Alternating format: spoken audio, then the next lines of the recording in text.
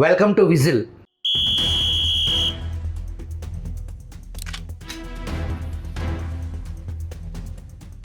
ఏదైతే దేశవ్యాప్తంగా ఓ ప్రధాన చర్చకు సంబంధించి సుప్రీంకోర్టు ఇచ్చినటువంటి తాజా తీర్పు, మతం మారితే ఎస్సీ హోదా పోతుంది అనే దానికి సంబంధించి ఆంధ్రప్రదేశ్కు సంబంధించిన ఒక బాపట్ల నుంచి ఒక పాస్టర్ తన ఎస్సీ హోదాని పునరుద్ధరించాలని చెప్పేసి హైకోర్టు నుంచి సుప్రీంకోర్టుకి వెళ్ళిన దరిమిల సుప్రీంకోర్టులో ఒక సంచలన తీర్పు.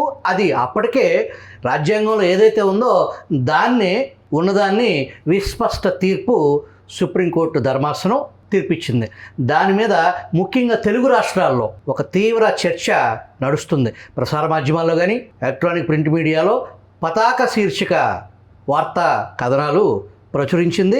నిన్న ఈవినింగ్ మొత్తం కూడా టీవీ డిబేట్స్ కూడా ఇదే అంశం మీద, ఈ మతం మారితే ఎస్సీ హోదా పోవటం ఏంటి, దీంట్లో అసలు వాస్తవాలు ఏంటి అనే దానికి సంబంధించి దీని మీద మొదటి నుంచి గత 7 సంవత్సరాల క్రితం ఢిల్లీలో అప్పటి నరసాపురం ఎంపీ రఘురామకృష్ణరాజు గారు ఢిల్లీలో ఉండి ఢిల్లీ వేదికగా ఈ మత మార్పిళ్ళు, ఈ ఎస్సీ హోదాలు, దీని మూలాన జరుగుతున్నటువంటి రాజ్యాంగపరంగా రాజకీయంగా కూడా ఇది ఎటువంటి తప్పుడు సంకేతాలు ఇస్తుంది అనే దాని మీద గళం విప్పటం, దాన్ని బేస్ చేసుకునే ఈ మతాల మధ్య కులాల మధ్య రఘురామకృష్ణరాజు గారు ఒక విద్వేషాన్ని రగులుస్తున్నారు, అది దేశద్రోహంగా మారబోతుంది అని చెప్పేసి ఆనాడు ఏ వ్యాఖ్యలను బేస్ చేసుకుని దేశద్రోహం కేసు నమోదు చేయటం, దాంట్లో ఇప్పుడు ఏదైతే ఆరోపణలు ఎదుర్కొంటున్న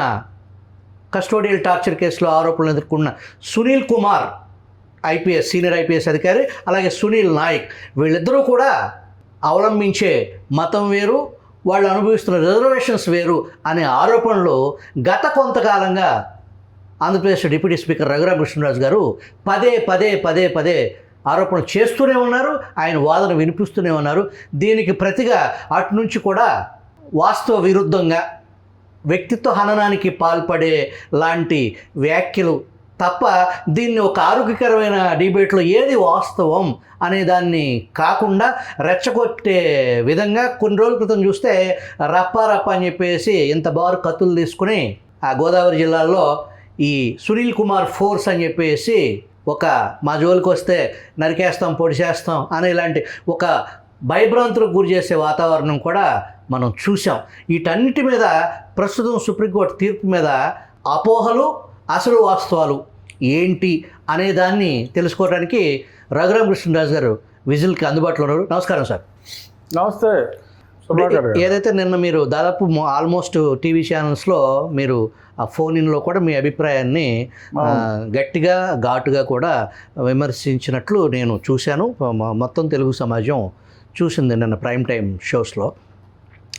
ఏదైతే సుప్రీంకోర్టు తీర్పు దాని భావం కింద స్థాయిలో ఒక రకమైనటువంటి అనిశ్చితి, ఏది వాస్తవం ఏది అవాస్తవం, కొత్తగా వచ్చిన తీర్పా, ఇది గతంలోనే ఉన్న వ్యవహారాన్నే సుప్రీంకోర్టు విస్పష్ట తీర్పుగా ఉన్నదని చెప్పిందా, దాన్ని కామన్ మెన్కి అర్థమయ్యే భాషలో వివరిస్తారా రాజు గారు? అంటే ఇది గతంలో కూడా ఇటువంటి తీర్పులు చాలా హైకోర్టులో వచ్చినాయి, సుప్రీంకోర్టులో కూడా. అంటే ఇంత డీటెయిల్డ్గా అనలైజ్ చేసి 33 పేజీల ఆర్డర్గా రాలేదు. కానీ రాజ్యాంగాన్ని అనుసరించి మతం మారితే, ఇప్పుడు షెడ్యూల్ క్యాస్ట్ అంటే కొన్ని కులాలని ఆ రోజుల్లో అనగదొక్కబడిన కులాలుగా భావించిన కులాలని, ఇక్కడ ఒక్కో రాష్ట్రంలో ఒక్కో పేరుతో ఉంటాయి ఆ వృత్తికి సంబంధించిన కులాలు. సో ఈ రాష్ట్రంలో ఈ పేరు గల కులాలు అని అన్ని రాష్ట్రాల్లోనూ ఆ కులాల సమాహారం ఒక షెడ్యూల్లో ఇచ్చి, సో షెడ్యూల్ కాస్ట్ అనేది చాలామంది ఇతను ఎస్సీ అంటే అదొక కులం అనుకుంటారు. నో, షెడ్యూల్ కాస్ట్లో 2000 కులాలు ఉన్నాయి భారతదేశంలో, 2000 మొత్తం మీద ఉన్నాయి. సో మన రాష్ట్రంలో కూడా దగ్గర 60-70 షెడ్యూల్ కాస్ట్లోనే ఉన్నాయి. సో ఒక షెడ్యూల్లో పొందుపరిచిన కులాల జాబితా షెడ్యూల్ కాస్ట్. సో అందులో మాలా ఉన్నారు, మాదిగా ఉన్నారు, రకరకాలు చాలామంది ఉన్నారు. సో అక్కడ వారు అందరూ హిందువులే, బేసిక్గా అందరూ హిందువులే. హిందుత్వంలో మరి ఈ కుల వ్యవస్థ ఉంది కాబట్టి ఆ కులాల్లో ఈ పర్టికులర్ కులాలని వెనకబడిన కులాలుగా మరి భావించిన పరిస్థితి ఉంది కాబట్టి వారి అప్లిఫ్ట్మెంట్ కోసం రాజ్యాంగంలో పొందుపరిచిన అంశాలు ఏంటంటే ఈ పర్టికులర్ కులాలు ఒక లిస్టులో పెట్టి వీరిని అభివృద్ధి పదంలోకి తీసుకురావాలి అంటే వారికి చాలా వెసులుబాటు ఉండాలి అని ఉద్యోగాల్లో అన్నింటిలో వారికి ఒక X% ఆఫ్ రిజర్వేషన్స్ని కేటాయించడం జరిగింది. ముందు 10 సంవత్సరాలు అనుకున్నారు, తర్వాత ఎక్స్టెండ్ చేసుకుంటూ వచ్చారు. సో ఇప్పుడు అప్పుడే ఏమని చెప్పారంటే అండర్ ఆర్టికల్ 341 ఈ ఏదైతే షెడ్యూల్ కాస్ట్ కులాల్లో ఉన్నారో వారు ఒకవేళ మతం మారితే క్రిస్టియానిటీలోకి వారిని BC/Cగా పరిగణించి ఈ SC స్టేటస్ కోల్పోతారు. అంటే షెడ్యూల్ కాస్ట్ వారికి ఇచ్చిన ఏదైతే బెనిఫిట్స్ ఉన్నాయో రక్షణ కానీ బెనిఫిట్స్, రక్షణ కానీ అట్రాసిటీ యాక్ట్ నుంచి కానీ దీని నుంచి కానీ వారికి వర్తించవు అని చాలా స్పష్టంగా ఆ చట్టంలో పేర్కోవటం జరిగింది అప్పుడే. సో తర్వాత దాన్ని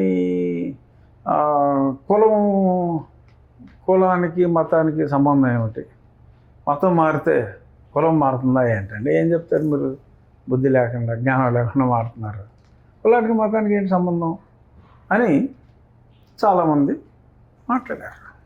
ఏదైతే ఒక పవిత్రమైన మతాన్ని వారు ఎంచుకున్నారో ఆ పవిత్రమైన మతంలో అంటే క్రిస్టియానిటీలో కుల వ్యవస్థ నిషేధము, కులం అన్నది లేని ఒక పవిత్రమైన మతం క్రైస్తవం. అందులోకి వెళ్ళి కులమే లేని మతంలోకి నువ్వు వెళ్ళి ఆ మతంలో మళ్ళీ నీకు ఇక్కడ ఉన్న కులాన్నే నువ్వు ఆ మతంలో ప్రవేశపెట్టి ఆ మతంలోకి వెళ్ళిన తర్వాత కూడా మళ్ళీ ఈ మతంలో ఉన్న కులానికి ఇచ్చిన స్పెసిఫిక్ బెనిఫిట్ని నాకు ఇవ్వాలి అని చెప్పి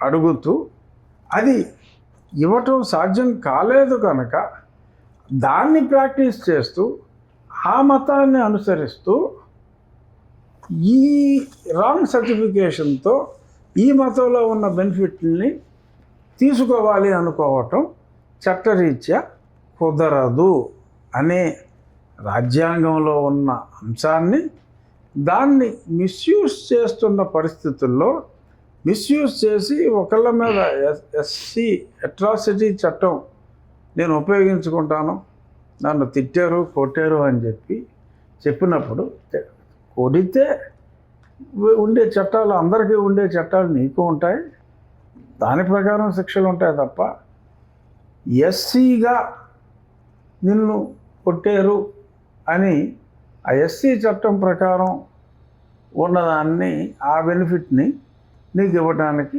కుదరదు అని చెప్పి గతంలో లోగడ 2025 అంటే లాస్ట్ ఇయర్ సేమ్ మార్చిలో హైకోర్టు చెప్పిన తీర్పు మీద అప్పీల్కి వెళ్తే సుప్రీంకోర్టు ధర్మాసనం నిన్న చాలా స్పష్టంగా ఆ తీర్పులో పేర్కోవటం జరిగింది. మీరు చెప్పేది ఏదైతే మతం లేని కులం లేని మతంలోకి క్రిస్టియన్ మతంలోకి వెళ్ళి అక్కడ మళ్ళీ ఆ కులాన్ని లేని మతంలో ఆ మతంలో లేని కులాన్ని మళ్ళీ అక్కడ చూపించడం, ఇంకొక పక్కన హిందూ మతంకి సంబంధించిన ఏదైతే షెడ్యూల్డ్ క్యాస్ట్కి సంబంధించిన బెనిఫిట్స్ ఏకకాలంలో ఇది ఇద్దరిని మోసపూరితం అనేదా మీ భావన? నా భావన ఏంటంటే నీవు ఆ మతంలోకి ఆ మత విశ్వాసాన్ని గౌరవిస్తూ నువ్వు వెళ్తే ఆ మత విశ్వాసాన్ని గౌరవించు, అంతేగాని ఆ మతంలోకి వెళ్ళి నాది ఆ మతం కాదు నా సర్టిఫికెట్లో చూసుకో నేను హిందూ అని. So by virtue of a mere certificate you are claiming you are a Hindu.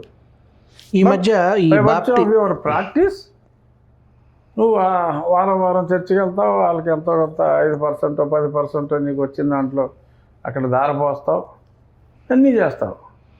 నీ తల్లిదండ్రులు ఎవరన్నా చనిపోతే నువ్వు పూడ్చిపెడతావు, పెట్టులో పెడతావు, అన్నీ పెడతావు. ఈ మధ్య ఇదే సునీల్ కుమార్ మాట్లాడుతూ బాప్టిజం తీసుకుంటేనే అది క్రిస్టియన్గా అనేలాంటి వ్యాఖ్య ఎక్కడో నేను విన్నట్టున్నా. అది మీ దృష్టికి వచ్చిందా? అనిల్ కుమార్ గారు మాట్లాడా లేకపోతే ఇంకో అనిల్ కుమార్ మాట్లాడా అన్నది పక్కన పెడితే, కొందరు ఒక విచిత్రమైన ఇటువంటి వాదనని తీసుకొచ్చారు. దానికి కూడా నిన్న సుప్రీంకోర్టు ఆర్డర్లో చాలా స్పష్టంగా, ఇఫ్ ఐఎమ్ నాట్ రాంగ్ 6వ పేజీలో 22 పేరాలో చాలా స్పష్టంగా, just because somebody having a certificate showing that he is SC Hindu, but if they are professing Christianity, the certificate has got no sanctity అనేది చాలా స్పష్టంగా కూడా పేర్కోవటం జరిగింది. సో బ్యాప్టిజం రాజ్యాంగం రాసినప్పుడు అప్పటికే ఉంది ఈ బ్యాప్టిజం అనే ప్రక్రియ. బట్ బ్యాప్టిజం సర్టిఫికేట్ ఎవరైనా తీసుకుంటేనే అతను క్రిస్టియన్గా పరిగణించబడతాడు అని రాయలా. రాజ్యాంగంలో ఏమని రాస్తుందంటే, whoever professes Christianity, profess అనేది the lowest form of expression. అంటే నువ్వు నమ్మినా నమ్మకపోయినా నువ్వు దాని గురించి మాట్లాడతావు, ప్రొఫెస్ కింద వస్తుంది. బట్ హియర్ వీఆర్ టాకింగ్, మనం మాట్లాడే వ్యక్తులు ఎవరంటే, ఎవరైతే క్రిస్టియానిటీని అనుసరిస్తున్నారో, దినచర్యలో భాగంగా ఎవరైతే అనుసరిస్తున్నారో, అనుసరించడానికి ఏమిటి, వారం వారం ప్రతి ఆదివారం చర్చికి వెళ్తాం, ఆ ప్రార్థనలో పాల్గొనటం, తర్వాత మీకు రిచువల్స్, ఎవరన్నా చనిపోతారు ఇంట్లో, చనిపోతే క్రిస్టియన్ సంప్రదాయం ప్రకారం ఓ పెట్టులో పెట్టి, సరే ఇప్పుడు అమెరికాలో కూడా దే ఆర్ ఆప్టింగ్, ఎందుకంటే అంత పెద్ద చోట కూడా ఇంకా పాతుకుంటే వెళ్తే భూమి ఉండదని చెప్పి కాన్సెప్ట్లో న్యూయార్క్ లాంటి సిటీల్లో ఇప్పుడు పాతడం మానేశారు. దే గోయింగ్ ఫర్ ఎలక్ట్రిక్ బర్నరే. బట్ ఇక్కడ మనం ముందు నుంచి ఏదైతే ఉందో ఆ రకంగా పెట్టులో పెట్టి పూడ్చిపెట్టి పైన కట్టి గ్రానైట్, డబ్బులు ఉన్నాడైతే గ్రానైట్ మార్బుల్ వేసుకుని సో సిలువ పెట్టి చేసుకుంటున్నాను. సో అవన్నీ నువ్వు ఫాలో అవుతావు, చర్చికి వెళ్తావు, ఇవన్నీ this comes under practice which is far beyond profession. So నువ్వు ఈ రకంగా అనుసరిస్తూ, హే నేను బ్యాప్టిజం సర్టిఫికేట్ తీసుకోలేదు తెలుసా అంటే కుదరదమ్మా. అక్కర్లా, నువ్వు బ్యాప్టిజం సర్టిఫికేట్ తీసుకోకపోయినా, ఎంఆర్ఓని మేనేజ్ చేసి నువ్వు ఎస్సీ సర్టిఫికేట్ తీసుకున్నా, నీవు రెగ్యులర్గా ఏదో ఒకసారి ఎలక్షన్ టైంకి ఏదో రాజకీయ నాయకులు చర్చికి వెళ్ళి ఓటేయండి అని అడగటం కాదు, నీవు రెగ్యులర్గా క్రైస్ట్ని బిలీవ్ చేస్తూ ఆ మతాన్ని అనుసరిస్తే ఖచ్చితంగా అదే నేరం ఘోరం అని చెప్పట్లా, ఈ పర్టికులర్ బెనిఫిట్కి నీకు అర్హత లేదు అన్నారు అంతే. అప్పుడు రాజ్యాంగంలో మనం అందరం కూడా, భారతీయులందరూ కూడా భారత రాజ్యాంగానికి కట్టుబడి ఉండాలి కాబట్టి ఆ రాజ్యాంగంలో ఉన్నదాన్ని మనం అనుసరించవలసిన బాధ్యత ఉంది. నాయకులందరూ దాన్ని ఒకవేళ ఎవరైనా అనుసరించకపోతే అనుసరింప చేయాలి. మరి అక్కడ అబరేషన్స్ ఉంటే ఆ అబరేషన్స్ని సరి చేయవలసిన బాధ్యత రాష్ట్ర ప్రభుత్వం మీద. ఏదైతే పార్టీలు ఏదైనా సరే ప్రభుత్వం ఉంటుంది కదా, ఎక్కడైనా సరే పార్టీలు మారచ్చు, ప్రభుత్వం అంటూ ఒకటి ఉండాలి కదా మన రాజ్యాంగం ప్రకారం. సో ఆ ఎన్నికైన ప్రభుత్వాలు రాజ్యాంగాన్ని గౌరవించే విధంగా ముందుకెళ్ళాలి. రాజకీయ పార్టీలు ఈ వాస్తవాన్ని రాజ్యాంగంలో పొందుపరిచిన దానికి కన్ఫ్యూజ్గా ఉన్న అటువంటి వాళ్ళకి పలు రకాల కోర్టు తీర్పుల ద్వారా కానీ విస్పష్టంగా ఆ ఉన్నదాన్ని ఇది అని చెప్పి చెప్పడం జరిగింది. అయితే రాజకీయ నాయకులు ముఖ్యంగా ఎందుకు దీన్ని రఘురామ చెప్పినంత క్లియర్గా చెప్పలేకపోతున్నారు? ఒకటి. రెండు, గతంలో ఈ రాష్ట్రంలో అధికారంలో ఉన్నటువంటి వైసీపీ కానీ ప్రస్తుతం కూటమి ప్రభుత్వంలో ప్రధాన భూమిక పోషిస్తూ ముఖ్యమంత్రి స్థానంలో ఉన్నటువంటి తెలుగుదేశం పార్టీ కానీ దళిత క్రిస్టియన్స్ని మేము ఎస్సీలుగా గుర్తిస్తాము అనే ఒక రాజకీయ ప్రకటన ఎన్నికలకు ముందు చేయటం, గత ప్రభుత్వాలు అసెంబ్లీల్లో కూడా తీర్మానాలు చేసినటువంటి ఇది ఈ రాజకీయ పార్టీలు అనుసరిస్తున్న ఓట్ల రాజకీయంలో ఒక వికృత మోసపూరితమైన విధానం కాదంటారా? అంటే వికృతమా మోసపూరితమా అన్నంత పెద్ద కామెంట్స్ నేను చేయను, కానీ జనరల్గా ఇది రాష్ట్ర ప్రభుత్వానికి సంబంధించిన అంశం కాదు. రాజ్యాంగ సవరణ మన అసెంబ్లీలో చేసేది కాదు, చేయగలిగేది కాదు. రాజ్యాంగ సవరణ కేవలం పార్లమెంట్లో జరగాలి. రాజ్యాంగానికే సవరణ జరగాలి అంటే 3/4 మెజారిటీ ఉండాలి. Not less than 51% of the states approval ఉండాలి. అప్పుడే రాజ్యాంగ సవరణ సాధ్యం అవుతుంది. సో కాబట్టి అది అసెంబ్లీలో తీర్మానం చేసి పంపినందువల్ల నష్టం లేదు, కానీ దానివల్ల లాభం లేదు. ఎందుకంటే ఇది కంటి తుడుపు చర్య. సరే, ఏ ప్రభుత్వం చేసినా సరే ఆ ప్రభుత్వం మేమైతే కట్టుబడి ఉన్నాం అని చెప్పడం వరకు సరిపోతుంది. మరి అంతిమ ఆచరణలో సాధ్యపడదు. ఆచరణలో వీరి చేతిలో లేదు, ఒక రాష్ట్రం చేతిలో లేదు. మనకి ఉన్న 545 మంది ఎంపీల్లో 3/4 దీనికి మద్దతు తెలియచేస్తే, అలాగే రాష్ట్రాలు అప్పుడు రాష్ట్రాల నుంచి కూడా ఆ రాష్ట్రాల అసెంబ్లీల్లో 51% సకానికి పైబడిన రాష్ట్రాల మద్దతు కూడా ఉంటే, అది రాజ్యాంగ సవరణ గురించి చెప్తున్నా, దీని గురించి అని కాదు. ఏ రాజ్యాంగ సవరణ అయినా, మేజర్ రాజ్యాంగ సవరణ అయినప్పుడు దానికి ఇవన్నీ కూడా ఫాలో అవ్వాల్సి ఉంటుంది. సో కాబట్టి ఆ తీర్పులో ఇది కూడా వచ్చింది. ఒక జీవో వచ్చింది, ఆ జీవోలో షెడ్యూల్ కాస్ట్ వారికి ఆ జీవో ప్రకారం ఈ బెనిఫిట్లు ఇస్తున్నామని చెప్పారు. అంటే ఒక ఎగ్జిక్యూటివ్ ఆర్డర్ ద్వారా ప్రెసిడెన్షియల్ ఆర్డర్ని నోబడీ కెన్ అండు.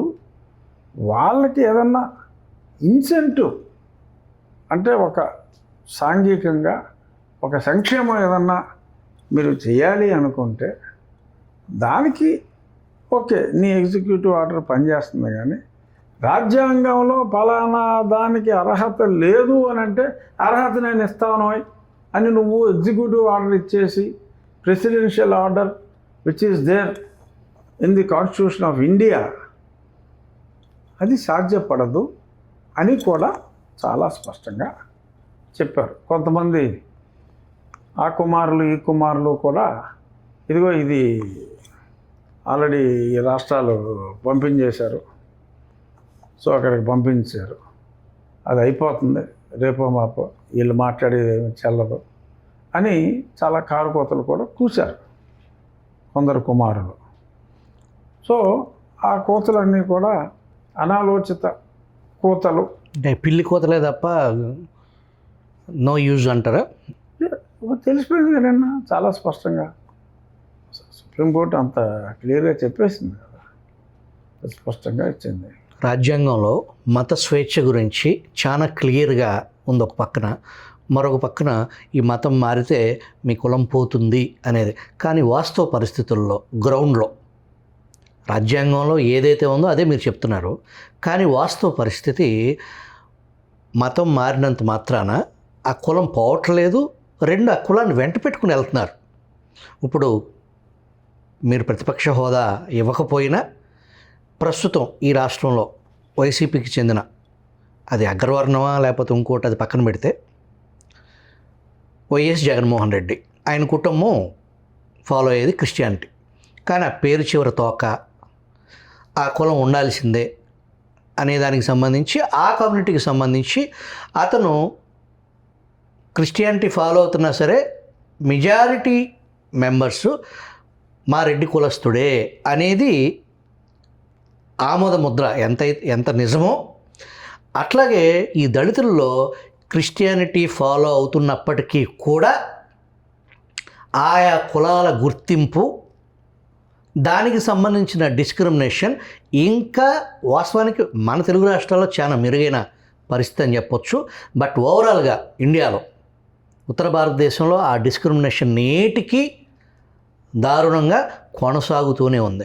వాస్తవ పరిస్థితి ఇలా ఉండగా మీరు మతం మారారు కాబట్టి మీకు అది ఆ హక్కుని, రిజర్వేషన్ అనే హక్కుని, దానికి వచ్చినటువంటి ఈ రైట్స్ని, ఆ రక్షణ చట్టాలు, అట్రాసిటీ చట్టాలు మీకు దక్కటానికి వీల్లేదు అనేది రాజ్యాంగం చెబుతుంది అనేదాన్ని గ్రౌండ్లో రియాలిటీకి విరుద్ధంగా అనిపించట్లేదు లేదా? నాకేమనిపించట్లా. ఎందుకంటే ఇప్పుడు మీరు ఈ రాష్ట్రం గురించి చెప్తున్నారు.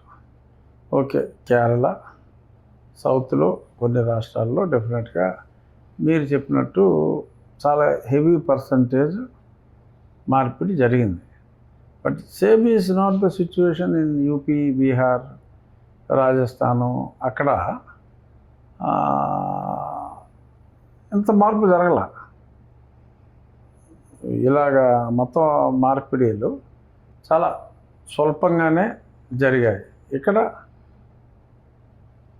సెన్సస్ ప్రకారం లెస్ దాన్ 2%, ఇన్ రియాలిటీ 22 నుంచి 23% ఉంది. సో మీరు అన్నట్టు జగన్మోహన్ రెడ్డి టైపు కులాలు ఆర్ కొంతమంది బీసీలు, కొంతమంది ఇతర కులాలు ఎవరైనా కావచ్చు, వారు మారింది ఒక 2-3% అనుకుంటే, మిగిలిన 20% చిల్లర ఎక్కువగా ఎవరైతే ఎస్సీ కేటగరైజేషన్లో ఉన్నారో వారు కొంచెం ఎక్కువగా మారటం జరిగింది.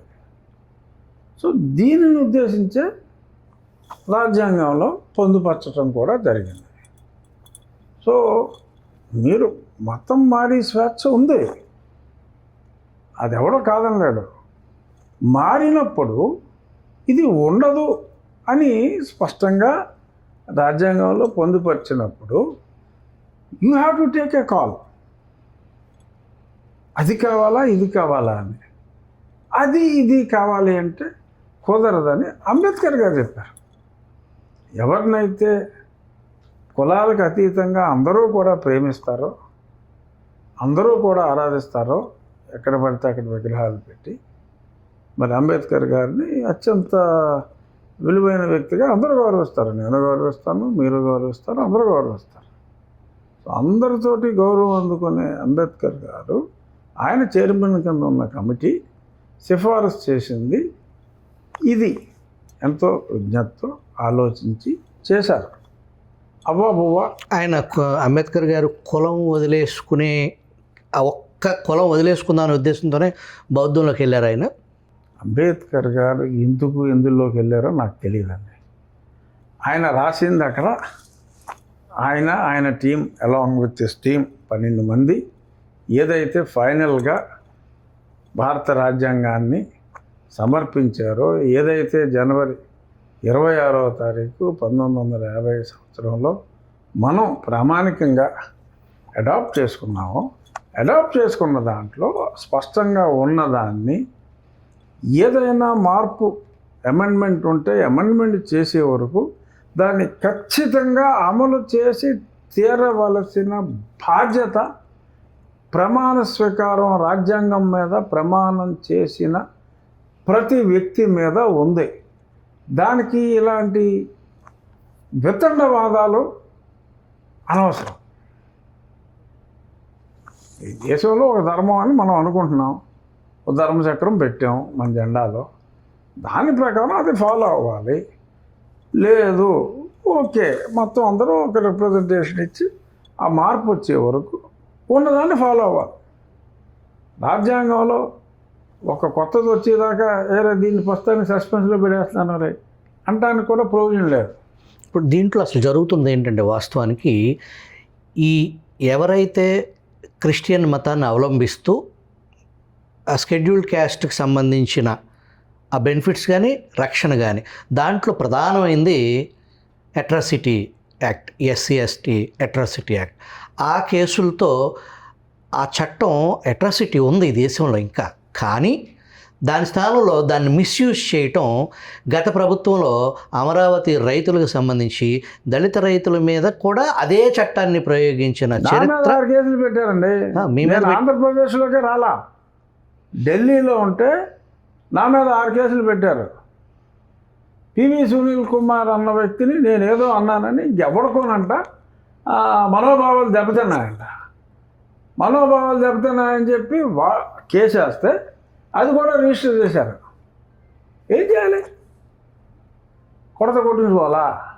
సరే కొట్టించుకున్నాం, కొట్టినప్పుడు అంటే అసలు సంబంధం లేకుండా అదెవడో నాకు తెలియదు.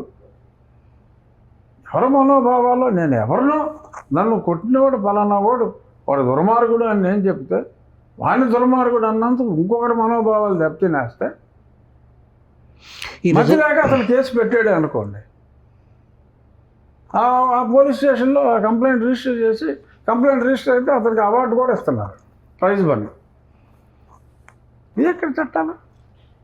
ఇప్పుడు that is the most misused. ఈ రిజర్వేషన్స్ ఇది పక్కన పెడితే మేజర్గా ఇప్పుడు ఏదైతే చర్చ జరుగుతుందో ఈ మిస్యూజ్, ఈ రక్షణ చట్టం, అట్రాసిటీ చట్టం మిస్యూజ్ గురించే ఎక్కువ చర్చ జరుగుతుంది వాస్తవానికి.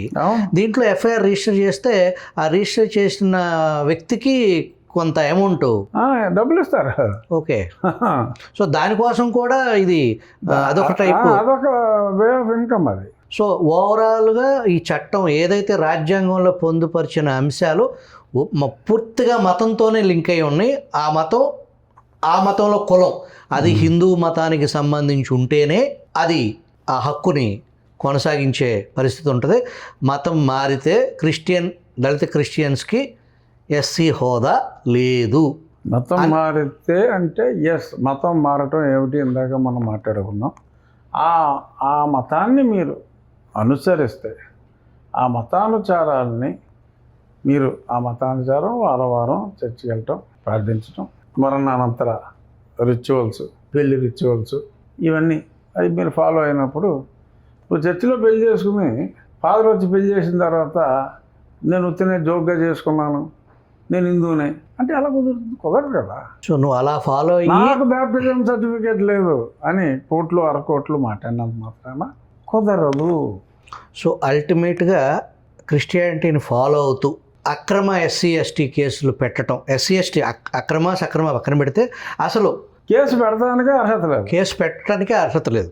మామూలుగా కేసు పెట్టవచ్చు, ఆ చట్టం కింద పెడతానికి లేదు.